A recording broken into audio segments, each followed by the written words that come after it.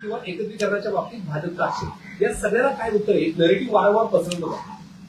मी दोनच गोष्टी याच्यात सांगेन. खरं म्हणजे आता हे सगळं बोलायची वेळ नाही, पण दोनच गोष्टी सांगेन की समजा अजित पवार साहेब हे अशा प्रकारचं कुठल्याही एकत्रीकरणाची चर्चा जर करत होते तर ते कुठलीही चर्चा भाजपशी चर्चा केल्याशिवाय करतील का? त्यामुळे ते जर चर्चा करत असतील तर त्यांनी भाजपशी चर्चा केली असेल, ते करत नसतील तर वेगळी गोष्ट आहे. त्यामुळे मला असं वाटतं की पहिल्यांदा तर हे लक्षात घेतलं पाहिजे. पुन्हा एकदा सांगतो, चर्चा करायची नाही करायची, विलिनीकरण करायचं, सर्वस्वी 100% राष्ट्रवादी काँग्रेस पक्षाचं डोमेन आहे. हा आमची अपेक्षा एवढी असेल, कुठलाही निर्णय घेण्याच्या आधी त्यांनी आमच्याशी चर्चा एकदा करावी, आणि ते करतातच आणि ते पुढेही करतील.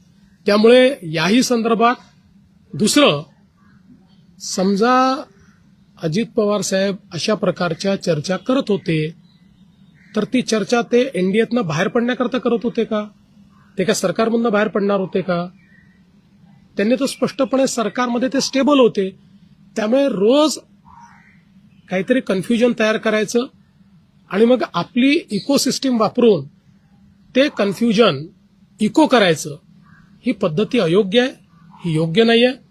बघा, असं आहे, आत्ताच्या परिस्थितीत आम्हालाही राजकारण करायचं नाही, नाहीतर मी अनेक गोष्टी सांगू शकतो. काय घडलंय, काय घडतंय, मला सगळं दिसतंय. मी सगळ्या गोष्टींचा साक्षीदार आहे. आणि तुम्हाला सगळ्यांना माहिती आहे, माझे आणि अजितदादांचे जे संबंध होते त्यात जवळजवळ सगळ्या गोष्टी ते मला सांगायचे, माझ्याशी शेअर करायचे. त्यांचा दुर्दैवी मृत्यू झाला त्याच्या आदल्या दिवशी जवळपास 1 तासभर आम्ही दोघं गप्पा मारत बसलो होतो.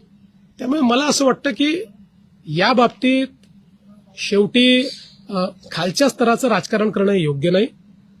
त्यांच्या पक्षाने निर्णय घेतला. एक लक्षात ठेवा की आज 2 वेगवेगळे पक्ष झालेले आहेत. शरद पवार साहेबांचा पक्ष आहे, अजित पवार साहेबांचा पक्ष आहे.